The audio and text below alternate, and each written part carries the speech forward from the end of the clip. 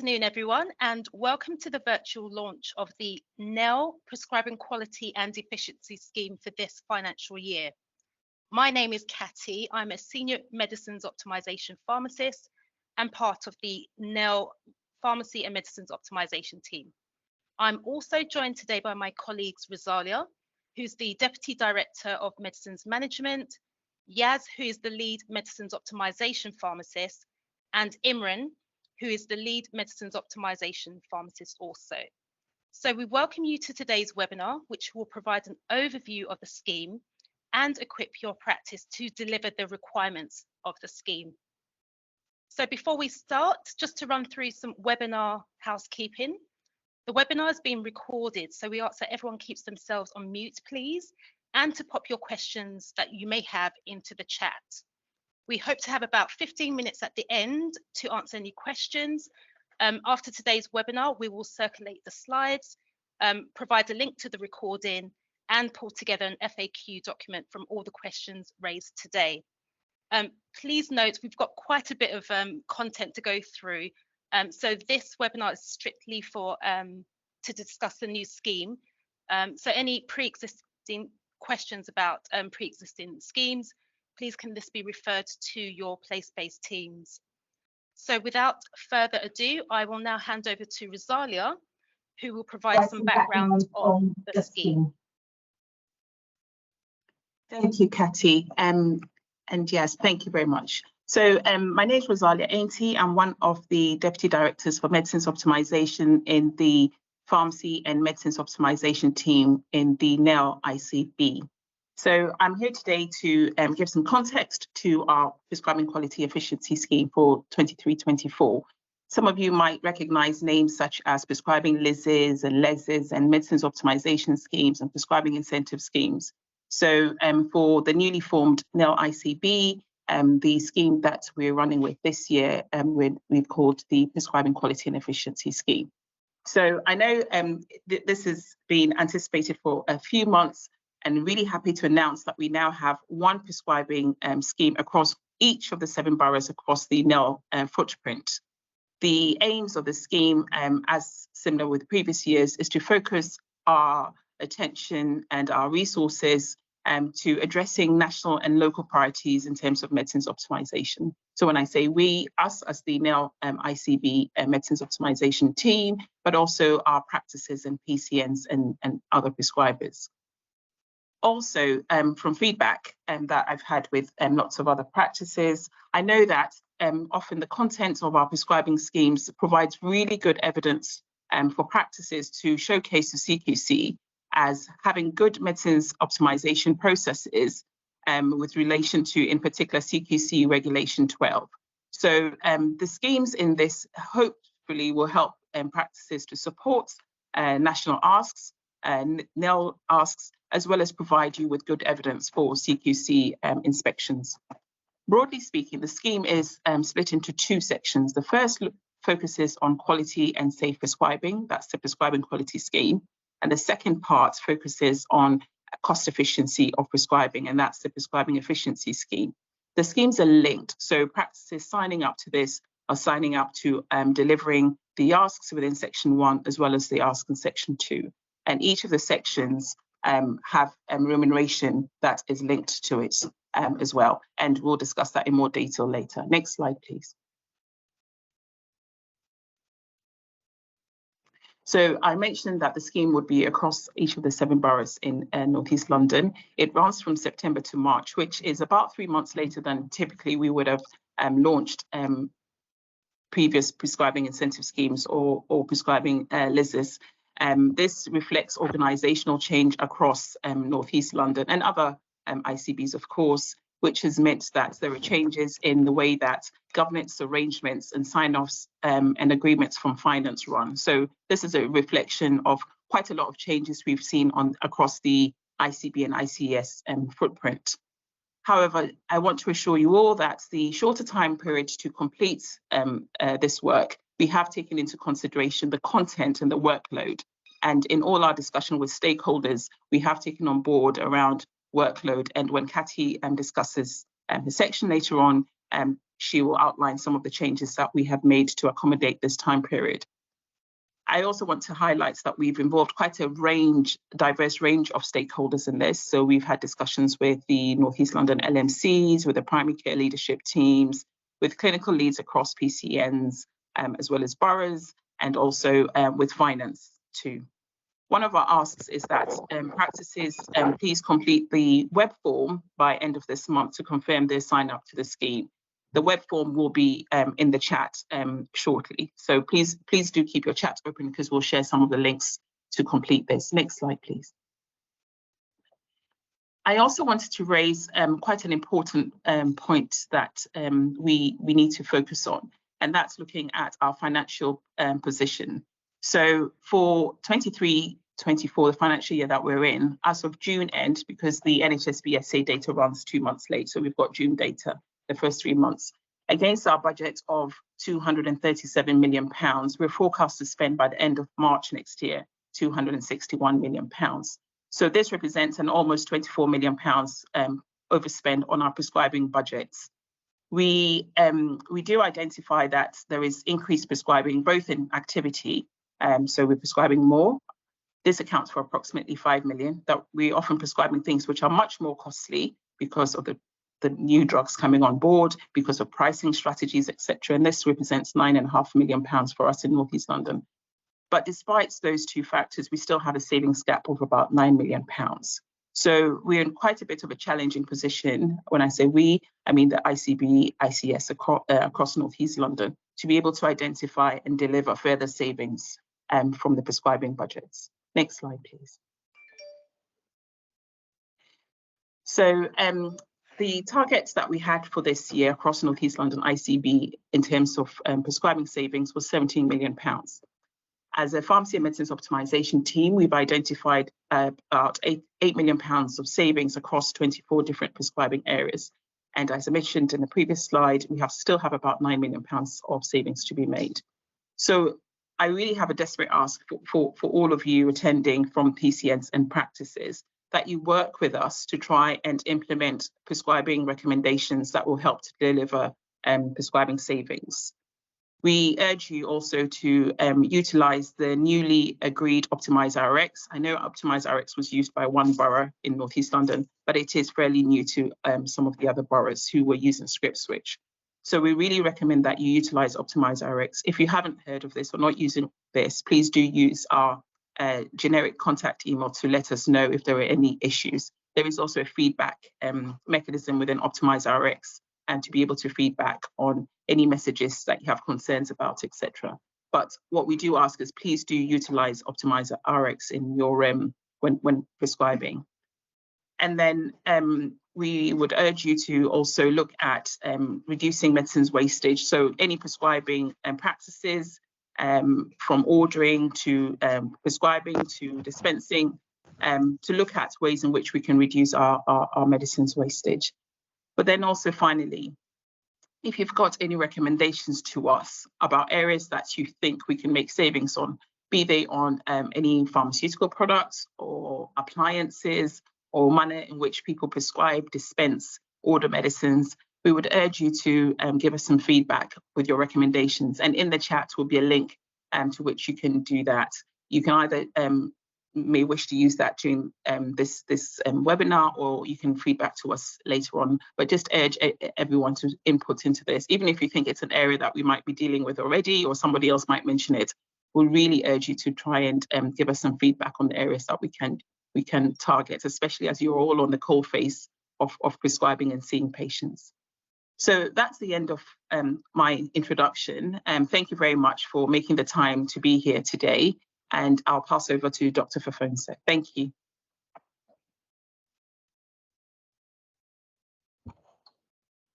Good afternoon, everyone. So I'm Wanda Fofonso. I'm a GP in Hackney, sitting Hackney, prescribing lead of place. So I've been asked to speak really briefly on the benefits of the prescribing incentive scheme, and this from a clinical or GP perspective.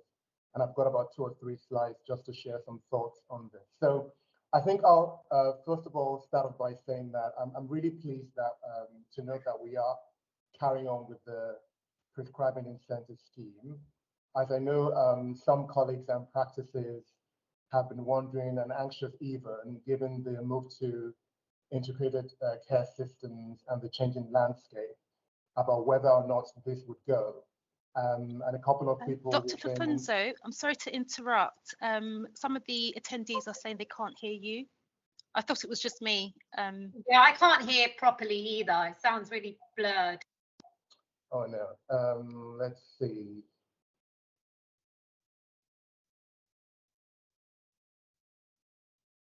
Is that better at all? It's slightly, but still a little bit low. You may just have to speak a little bit louder. Is this better? No, not really. Not really. I can clearly hear it. Okay, maybe just continue, maybe just to speak slightly louder. I think some people can hear and some people... I'm just going to take over until Dr. Fafunso starts to come back.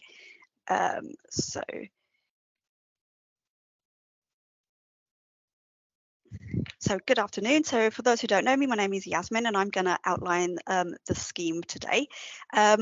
One of the asks that we have requested from everyone is that we would like confirmation that practices will be taking part in the scheme this year.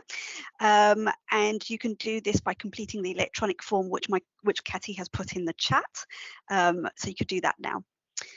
So the scheme, as Rosalie has stated, that there are two sections to the scheme and both parts run from September to the end of March.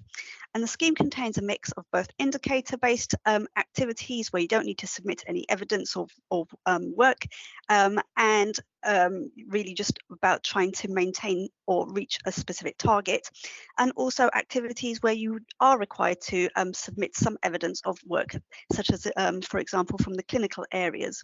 However, we have tried to simplify as much as possible all the submissions to make it easier and to reflect the shorter period that this scheme is going to be running from. So in regards to the scheme, there are going to be 5 parts to it. So part A really just formalizes some of the activities that we've previously done with practices, and that includes things like having a prescribing visit with your advisor, sort of engaging in health campaigns and continuing to have and engage with community pharmacy. The second part, or part B, will focus on the use of the optimized RX platform, which Rosalie has talked about. And I'll go into a little bit more detail in this further on. Part C is looking at the clinical areas of reviews. And as always, we always have an education element. So that's part D. And then part E is the medication safety work. So we, practices have been doing a lot of this work already, and it's really just to continue engaging practices in that. So for this part of the scheme, practices will be remunerated at 54p per registered patient, and we are going to be providing tools and resources and templates to support the scheme, and they will be available on our new portal, and the link is in there, and Katy is also going to be putting the link in the scheme in the chat. Please bear with us. We will be so not all of the final documents are on right now, but they will be by the end of this week. Okay, now I think Dr. Fafunso has come back, so I'm just going to hand you over and then I'll continue. Thank you. Hi, is this much better? Can everyone hear me? That is clearer, Dr. Fafunso, thank you. Okay, apologies for that. It always tends to happen when you're right in the middle of things.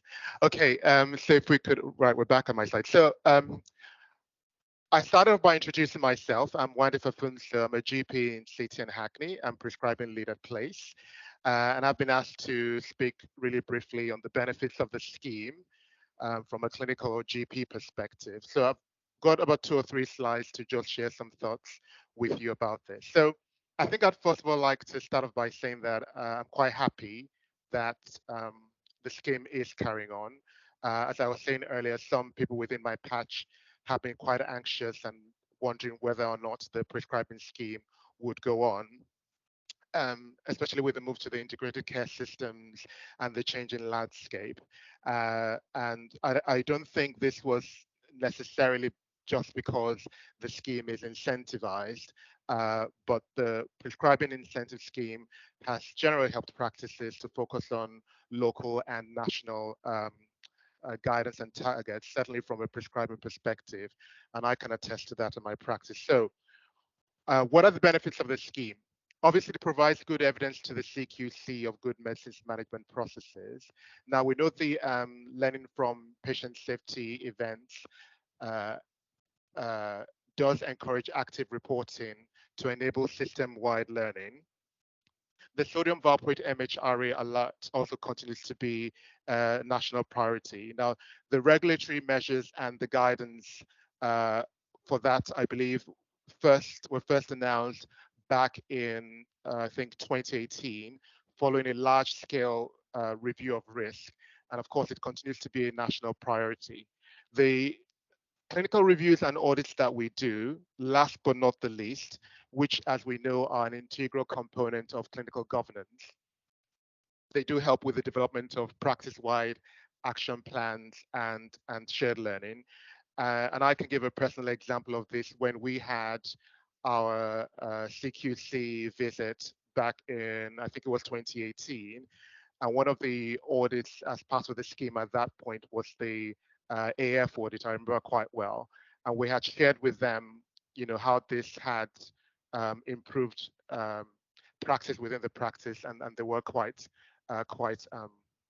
pleased and impressed with that. So the other thing I wanted to say as well was that, of course, we do know that these audits and clinical reviews and the implementation thereof also demonstrate to the CQC an awareness of an engagement with and an adherence to clinical and safety standards. So it's quite important when we do that, and that's one of the benefits of the scheme. It also does enable us to fulfill national and local medicines optimization priorities and guidance. So we do know, for example, that antimicrobial stewardship continues to be of topical importance. And you might be aware also of the recent guidance or proposal recommending not to prescribe antibiotics for suspected acute respiratory infections, just based on remote consultation only. And of course, there's now the move towards 5-day prescriptions of antibiotics for common antimicrobials, such as amoxicillin. Of course, this also helps us to ensure that our prescribing aligns with NICE recommendations. And an example of this here would be the SGLT2 inhibitors clinical review. As we know, SGLT2Is improve cardiovascular outcomes in adults with type 2 diabetes and chronic heart failure, or those with established atherosclerotic disease. It also reduces the risk of chronic kidney disease progression and mortality in patients at risk of cardiovascular events in type 2 and CKD. The DFM, which is dependence forming medication and opioid clinical reviews. Again, as we know, these are also of topical importance. And these reviews not only enable us to make sure that we are safely prescribing, but also that we are we are working according to guidance when these patients' medications are being withdrawn as well. And I do know that there are work streams tasked with this within the wider NEL group to develop guidance in accordance with national guidelines. It also ensures that we align with PC and DES requirements, such as the greener inhaler prescribing, which, as we know, is part of one of the NHS plans to ensure that not only do we improve respiratory outcomes in those patients, but also reduce the environmental impact of metered dose inhalers. And of course, to ensure that there's cost-effective prescribing, which is the QUIP element of the scheme. And this is to make sure that we are prescribing appropriately and cost-effectively. So medicines, as we know, are the most frequently used healthcare interventions in the NHS. And while we can make efficiency savings to help with the cost pressures, the significant cost pressures within the NHS, this will go a long way towards reducing the funding gap. And so we do know that the effective working of the part contributes to the whole. So it's very important that we ensure that we do this as well. And I think the last slide basically just, if we go on to the last slide, please, or the next slide.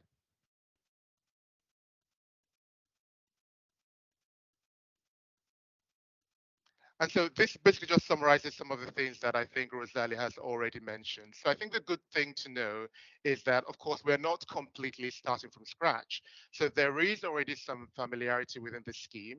Some of the areas included are similar to what we've worked on previously in the past. So it's basically a case of business as usual.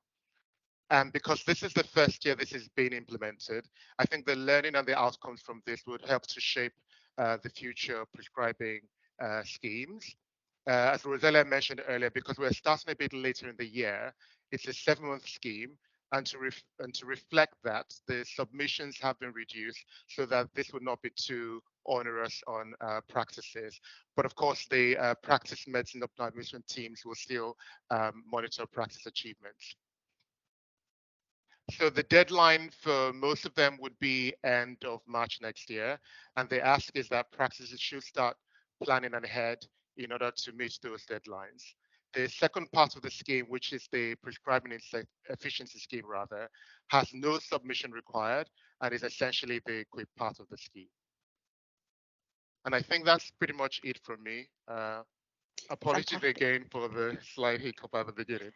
Fantastic, that's fine. Thank you so much, Dr. Afonso. Right, so Okay. I'm going to take back over and I'm going to go through the scheme outline with you. So the nuts and bolts of it, so in a little bit more detail. So the first part of it is, like I said, to formalise the elements that we've done already. And it does include the practice visit. So your prescribing advisors has or will be reaching out to practices to arrange visits. So the visits may be at either a practice or a PCN level, and they will encompass a prescribing review that looks at last year's prescribing, performance against last year's scheme, and any other key pertinent points that need to be picked up. And as part of this, you'll be asked to agree on one area to work on in year. And this needs to be agreed with your prescribing advisor and separate and different to what is included in this scheme already. So it could be a simple thing such as high quantities of drugs or semaglutide, for instance, if this is a particular issue for your practice. So the second area is to engage inter-patient campaigns. We know many practices have been doing this already. So we're really just including it to encourage and to make everyone take part. We've chosen 2 particular areas, so that's medicines waste and the greener inhaler campaign. And participation can include simple things and small things such as putting a poster in the waiting room or having leaflets or a patient group discussion, and practices just need to declare that they've taken part into this. And then the last bit that we'd like to formalise is the regular meetings that we know you've been having already with your community pharmacists. And they play an important part of our health community, and it's really important that we continue to foster and to build those relationships. So we've provided, or we will provide some templates that which you can use, such as agenda items and minute templates, but of course it's up to practices to amend how best to use them for individually.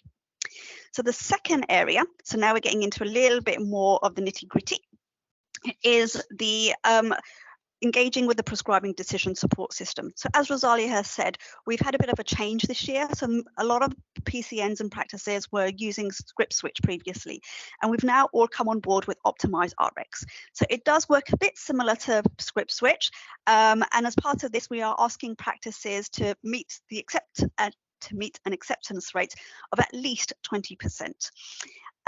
So you will get messages and you will also get data in terms of your performance on a monthly basis. And as Rosalia has said, there is a feedback button similar to how you had in Script Switch, so you can make suggestions or let us know where messages are inappropriate. So the next area as part of the clinical one is looking at hospital only and specials. So I'm sure you'll agree with me that this is something that you've been doing already. You'll continue to get information on your practice level hospital and special only drugs that have been prescribed. And we're asking practices to demonstrate a 10% reduction in both of these areas. if, for instance, there is it comes about where you have been unable to meet this reduction and meeting the target, however, you have reviewed the patient, but for whatever clinical reason you've not been able to stop or anything, then we oops, sorry, gone too ahead. We are asking practices to submit the summary of the reviews to identify the work that you've been doing. The other area is looking at antimicrobials. So again, we've continued to use volume and the broad spectrum antibiotics. And you will know that the reason for the inclusion here is because during the pandemic, we saw quite an increase. This has been coming down, but we're not quite there yet in terms of pre-COVID levels. And we've also got a new indicator.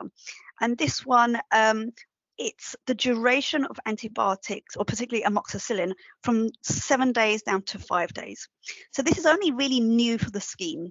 It's still a message that we have had in our guidelines and in the national guidelines. And you'll find our local guidelines on our portal as well. But we've included it as an indicator to try to get practices to focus their minds to it. So because it's a new indicator, we have staggered the payments for it, and we've got a lower threshold and a higher threshold that practices can meet. So if practices demonstrate that they have been able to move a little bit, there is a remuneration for that. So now coming a bit more onto the clinical reviews. So we've got 2 clinical reviews that we'd like practices to undertake. So the first one is looking at SGLT2s in patients with either type 2 diabetes or cardiovascular disease. So you will know that this matches the NICE guidance that came out, and also the updates to our NEL-wide diabetes guidelines. And again, you'll be able to find this on the portal. So the review is really to identify patients and to support practices to gain confidence in considering, reviewing and starting this agent. We've also got tools to help support such as search tools, searches and audit tools as well. And for the purposes of the PQES, sorry, this is the acronym which I'm going to be using for our scheme, we want to see a minimum of 30 patients reviewed and an action plan of how you're going to ensure that the remainder patients who fit the criteria are initiated or at least are considered for this agent. So the second area, and as Dr. Fufunso has mentioned, is the dependency forming medications. So we know practices have started some of the work already, so you'll be familiar with reviewing high dose opioids, for instance. However, it does include the wider agents such as the hypnotics and the antidepressants, and we're trying to include this a little bit more. And it's really just to try and raise awareness in practices and PCNs and ensure it's on their agenda for patients who require a clinical review. So for the purposes of the scheme, we want to see, again, a minimum of 30 patients reviewed, and they can be from either one of these 3 subgroups or a combination of. So if, for instance, you're a practice where you've still got an issue of high dose opioids, we would encourage you to focus on these patient groups and then make up the remaining patients, minimum patients, from the other 2 subgroups.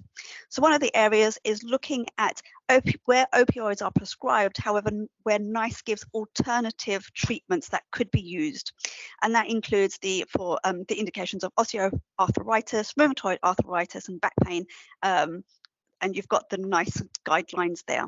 And then the third area is looking at where patients have been prescribed opioids and co-prescribed other DFM medications. And again, we'll have tools and audit tools and search tools to support practices with this. So as I've mentioned, we will be having an education session, which the team will host for practices. It's going to be towards the end of this calendar year, and it will be no more than 2 hours in duration. And the areas that are to be covered will be the SGLT2, antibiotics. So as you can see, that coincides and supports the areas included in the scheme, and also nutrition. So from this, what we'd like to see practices do is submit an action plan in terms of the learning points and, more importantly, how they're going to utilize this for the benefit of their patients.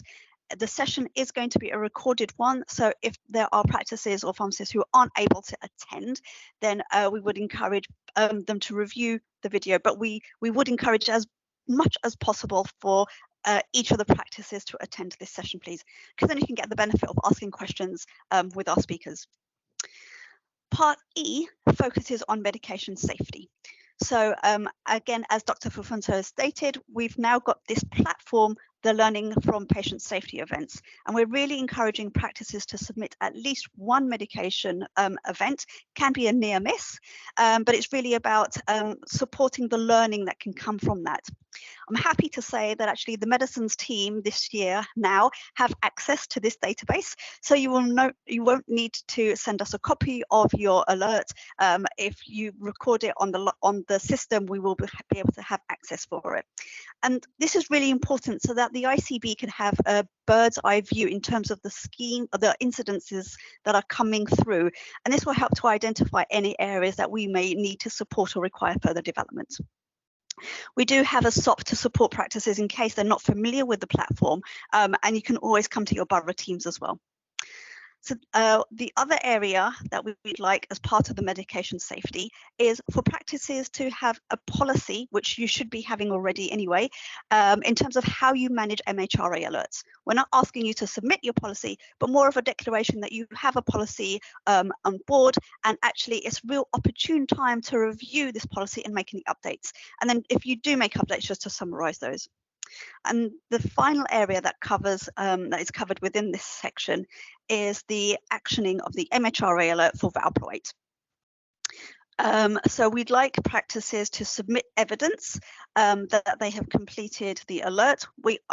There are tools to support you, such as the Eclipse tool, and that will help you to identify patients who require review, so that you can action and implement the alert.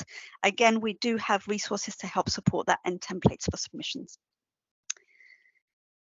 So this, I know it might not be very clear at the moment, but it's just to highlight and to summarize what we've done is a bit of a summary shot so that you can see all the different areas of the scheme, what is required of you, whether it's a submission or a target, and the points that are allocated to each part of the scheme and the deadline for when it is reviewing.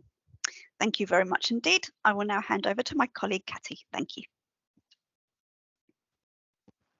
Thanks, Yasmin. I'm just going to summarize my section briefly because I'm aware of time. So the slide that's showing now maps the PQS requirements that align with NHS England's medicines optimisation key priorities for this year. These key priority areas will be familiar with practices because these are areas that we have focused on in the past. So they're pretty much business as usual. So some of the examples include valproate safety in females of childbearing age, reducing problematic polypharmacy, promoting cost-effective prescribing, as well as increasing the uptake of green inhalers. So next slide, please. So as this is our first NEL-wide scheme, we've had to undertake quite extensive consultation with our key local stakeholders. So example of those that we've consulted with includes the LMCs across NEL, the primary care senior management team, the LPC, and this process has taken quite a considerable amount of time. So we received a considerable amount of feedback from these stakeholders, mostly that there were too many requirements. So we've considered the shortened timeline to complete the asks of the scheme, and therefore we've streamlined the scheme. So if you can go on to the next slide, please.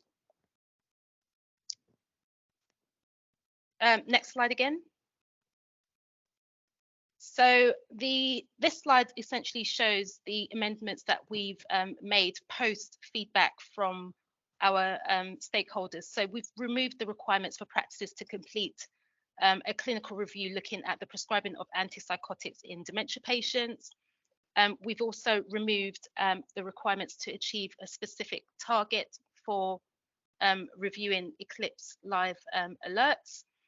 But we still would encourage practices to engage with the system as it is a useful tool to support your clinical reviews.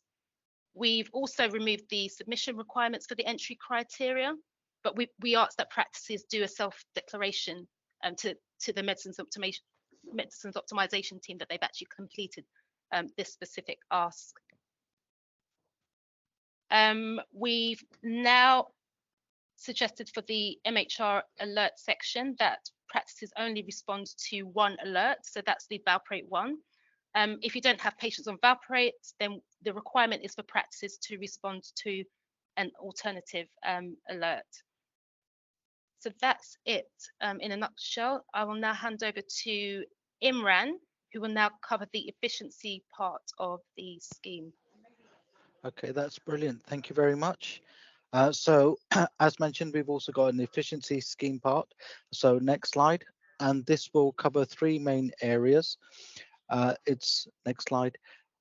This will cover the prescribing of ICS LABA and LAMA in patients, cost-effective ICS LABA preparations, and cost-effective prescribing of selected opioids, namely oxycodone and buprenorphine. There'll be no submissions. This is all going to be monitored via EPACT. Q4 will be used as a baseline because we are running behind in the scheme. Normally we use Q3, and we'll be judging it with Q4 next year. Next slide.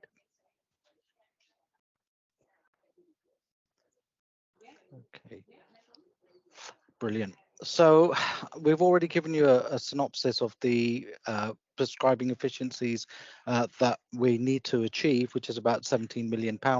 So this is hopefully going to contribute towards some of that £17 million.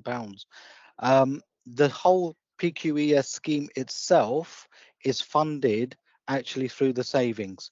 So this, and you will have seen majority of this year's scheme is actually based more around safety, quality than it is about efficiencies.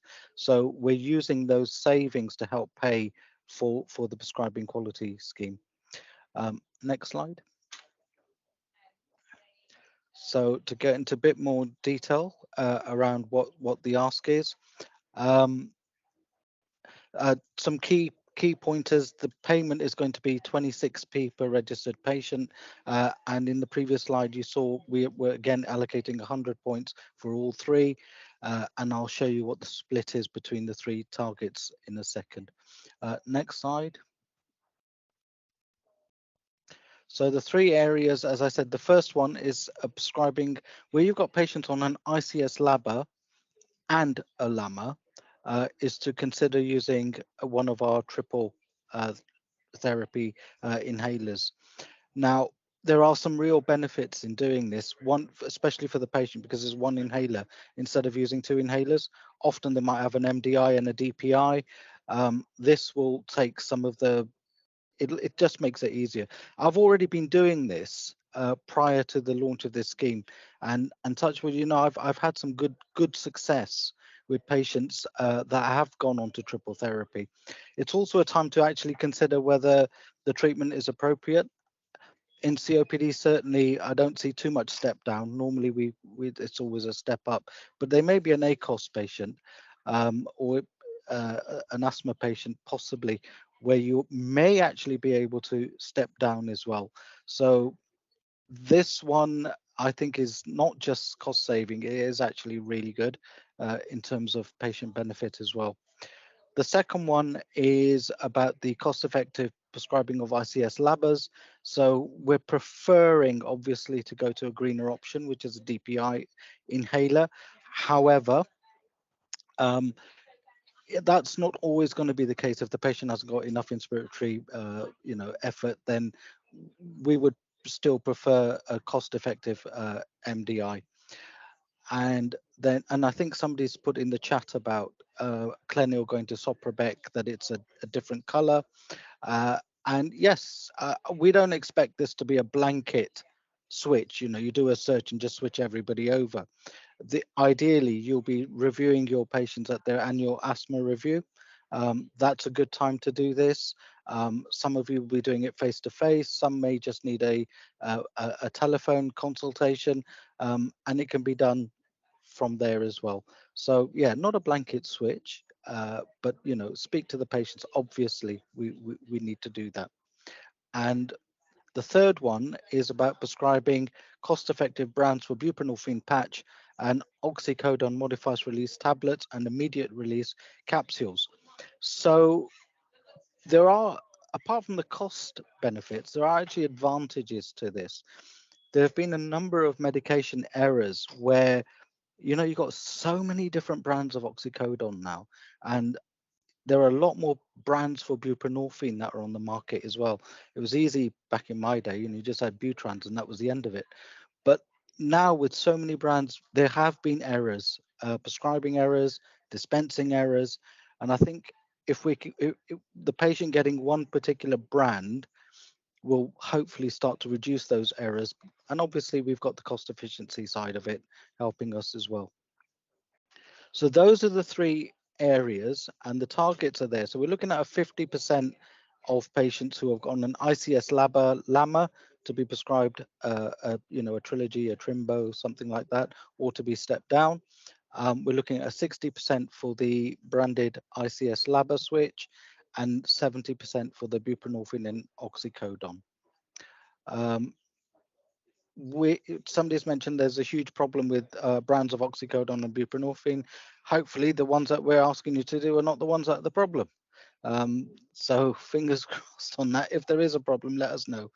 But that essentially is the efficiency part of the scheme. Next slide. So what's the formulary alternative for oxycodone? So, you know, you need to have a proper pain review. If they're on oxycodone, can they be switched over to a, you know, a different opioid? This isn't straightforward, you know, okay, we'll stop that and we'll start this. They need to have a proper review. Are there Northeast London guidelines on COPD asthma? Yes, there is. There's a new respiratory guidelines have been produced, and they will have the formulary choices on them. So this slide I've already covered the benefits, the health benefits, if you like, from the efficiency side of the scheme as well. So hopefully you hit two birds with one stone, efficiencies and better off for the patient as well. I realize need for a proper review, but what the preferred formulary choices, we will get those out. The formulary choices will be on the new website because all the respiratory guidelines are going to be on there, but also you can discuss them with your prescribing advisor. They'll be able to guide you on that. Yeah. Sorry, Imran. Yeah. You said that the new website, has that been launched? Is that available? It is launched. It's I've been on it. So hopefully it should be there. And somebody's just put up the links, I think. Okay, and everything's already on there. Yeah, the respiratory guidelines were actually agreed about 3, 4, 5 months ago, maybe even a bit longer than that. So yes, it should all be on there. So we don't use the old medicines management. It's anymore. Yeah, I think that stopped at the end of August, if I'm not wrong. I'm still using that one, so that's why. Okay, the new stuff should also be on that as well, but it should have all have been migrated over to the new one. So if any of my colleagues are on and have got the link for the new website, if you can cut and paste it in, I'd really appreciate it. If you've got 0 hospital only and 0 specials, well then it's brilliant. You've got very little to do, haven't you?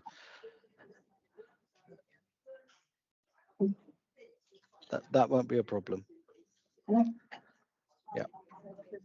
And I'm still doing this PQS launch. Yeah. Okay. Yeah, 2:30. Okay. And I'm going to be having my lunch at 2:30. I don't know what anybody else is doing. Right. Any other questions?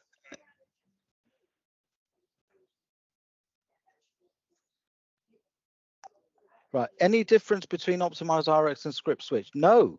I actually like the Optimize RX one a bit better for some reason. It just seems to be a little bit clearer to me. It does ask you, so if I've rejected a proposed switch from Optimize RX, it does ask you, well, why? Majority of the time, I just, you know, if I'm rushed or whatever, or I can bypass that just by clicking the button. But I do like to give feedback on some of the switches where perhaps I haven't wanted to. So as a typical example, I was asked, do I really want, I know it's out of stock at the moment, but glycoside MR 30 milligram to 40 milligram, but I didn't want to because I had a particular reason for doing it. So yeah, it's. Thank you, Imran. That's great. And I wondered whether on the back of that, Dr. Fonso, as a GP that's used Optimize RX, if you can cast your mind back to when you had Script Switch, is there anything you want to add to that in terms of using Optimize RX over when you used to use Script Switch? Sorry to put you on the spot, and you might not remember because you've been using Optimize RX for some years now. Thank you. No, it's fine. And I think just to add to what Imran said, I think it's the quality of the information that it gives as well. I think it gives certainly gives more information than when we used to use Script Switch. So we have certainly found it quite useful and much better than Script Switch when we were using Script Switch at the time. Thank you. Thank you very much. I've got a couple of hands up, so I'll just bring in those who've got their hands up. Emma, did you want to raise a question? Yes, I had a couple of questions actually, thanks. I mean, the first actually is to say, I know that you say that it's been reduced from what you originally planned, but it still seems to me very similar to last year's MOS for Tower Hamlets at least, which included attendance at some education sessions, a review on dependence forming drugs, a review on diabetes medication, a review of respiratory stuff, doing specials and hospital only drugs, and doing Script Switch, and doing an alert. So I can't quite see any reduction for Tower Hamlets in with the workload involved, or we've only got 6 months to do this in. Just to say that we can certainly the medicines optimization pharmacists that oversee your practice can pick some of that up. We definitely had a significant reduction in areas. So I think the slide, which will also be shared after the meeting, Katy went through this, but we definitely took out a couple of reviews. Things like MHRA are pieces of work that practices would be expected to do routinely. I think for the purposes of the scheme, it was to evidence to say that, yes, you do have a process of implementing this. Sodium valproate has been a request for several years. So those act as more as reminders for practices. I wasn't thinking more of that because we do that anyway. I was more thinking of the, whatever it's called, the LFPSE or whatever it's called, so basically the number of things that we've got to do this year is the same as the number of things that we had to do last year. That's all. That's a point I'm just trying to make for Tower Hamlets. I'm sure it's less than what you originally planned, but it's the same as it was for last year for Tower Hamlets. Okay, I don't know the Tower Hamlets scheme inside out but certainly we took on recommendations from LMCs that represented Tower Hamlets as well. And I think with the final product, they did agree that there was a reduction in what we had originally proposed. I'm happy for the medicines optimization pharmacist who covers your PCN to perhaps take that into further detail with you as well. Sure. I mean, it's not going to change anything at this point. I just want to give the feedback. For Tower Hamlets, it's the same. We've now got 12 months work in 6 months. The questions that I had were for with the Script Switch and the hospitals and specials. Where are we going to get that data? We used to get it on the old Tower Hamlets intranet, and I can't see it on the new intranet. Yasmin's nodding her head. Does that mean it's going to be on the new intranet? Yes, sorry, Emma. It means it will be on the new portal. And will it be something? And I think Katy responded to that in the chat as well to say that it was going to be on the intranet. Will it be sent to us as well, or we just need to make sure we check it on the intranet? It will be on the portal, hosted for everybody. On the portal, okay. The other comment I had about the specials and hospital, particularly if we've got to achieve a reduction, given that we've been doing this for years, especially in our practice, we've got a very small number of specials that continue to be some things that we can't stop because we've got a small number of very, very unwell children who are going to be alive for a long time. We have fed this back every year before. It's hard to achieve a reduction if you're already doing as best you can. Yes, I can answer that. You're absolutely spot on. There are certain specials which we have absolutely no choice. So what we have said in the scheme is either a reduction or a review. So we've got a template for that, a review of your patients where you've had a look and you've said, this patient absolutely needs that special. And that's absolutely fine. So you won't get penalized for that.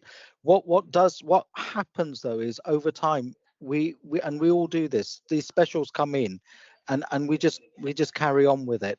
And there are certainly, because I used to work in a hospice, so I know a lot about these specials for those kids. They are absolutely appropriate, but there are also instances where we can actually make a change.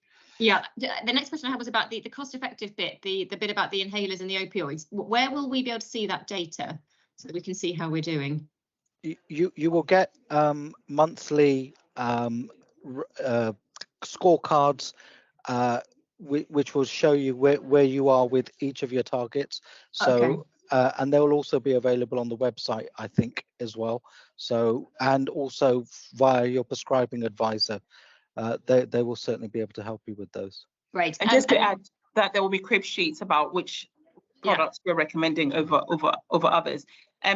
For the interest of time, can I move to bring in Dr. Shah, Dr. Ambrish Shah, who's had his or her hand up for a little while. Sorry, apologies. Yeah, not at all. Thanks, Imran, for the presentation.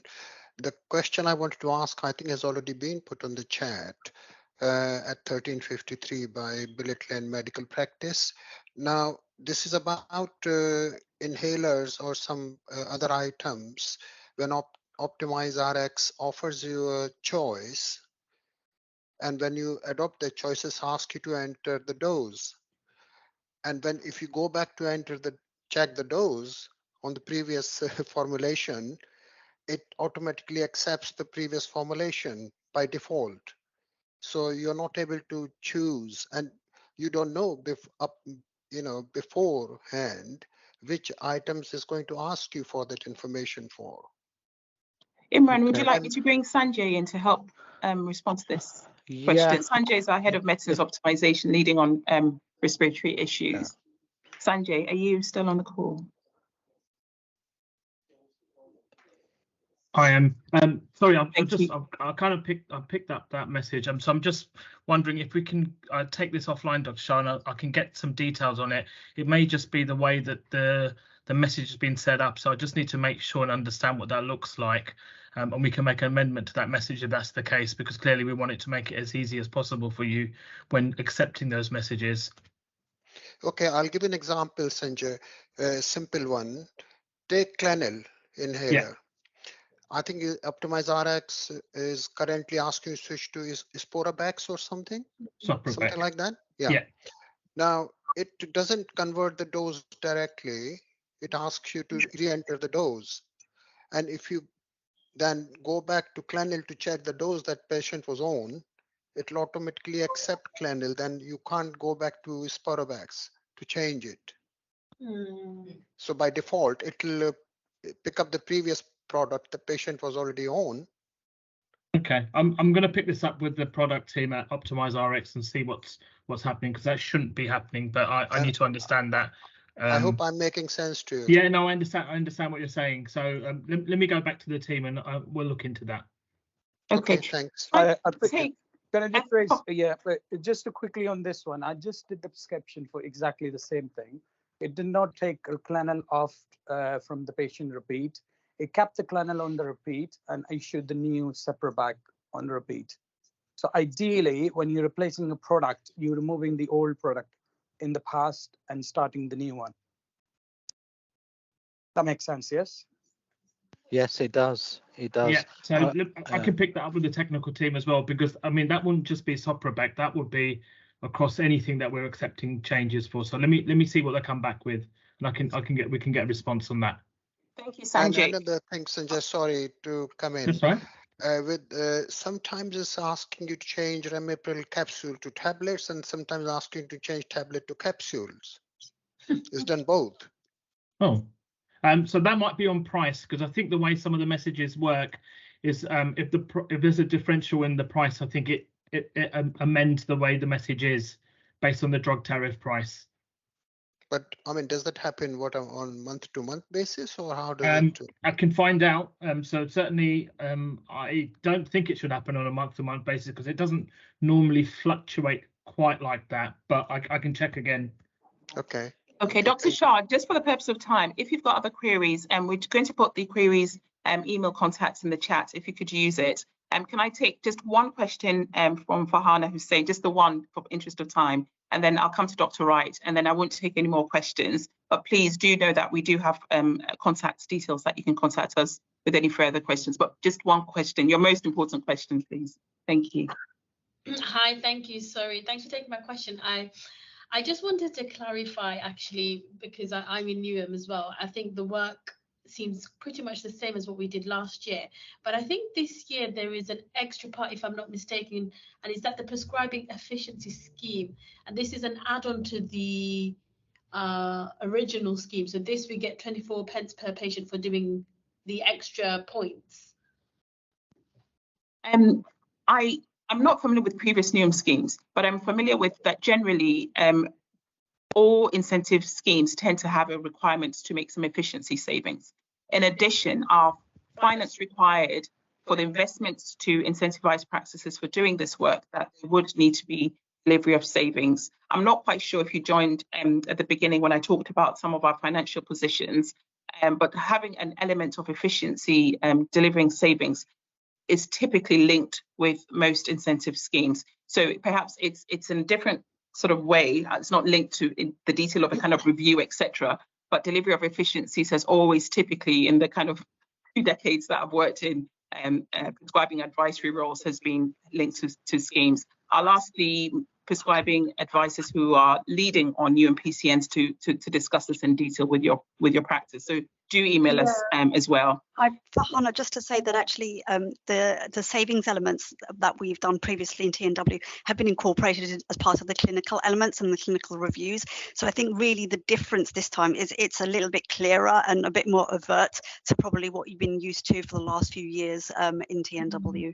But this year it's just a bit clearer and separated. Okay, just wanted to clarify that, because I think the second part of it, where it's separated now, and it's saying a minimum of 50% of a reduction of some inhalers. I think that will be quite tough to do for most of us, really, in the 6 months. Okay, well, yes, but visits. Imran, go on. Yeah, but there is actually, we appreciate that. So there is actually payment from baseline up to that target. So even if you don't manage to hit 50%, you will get some money for making some improvement. So we acknowledge that. Imran, can I just come in on this just very quickly?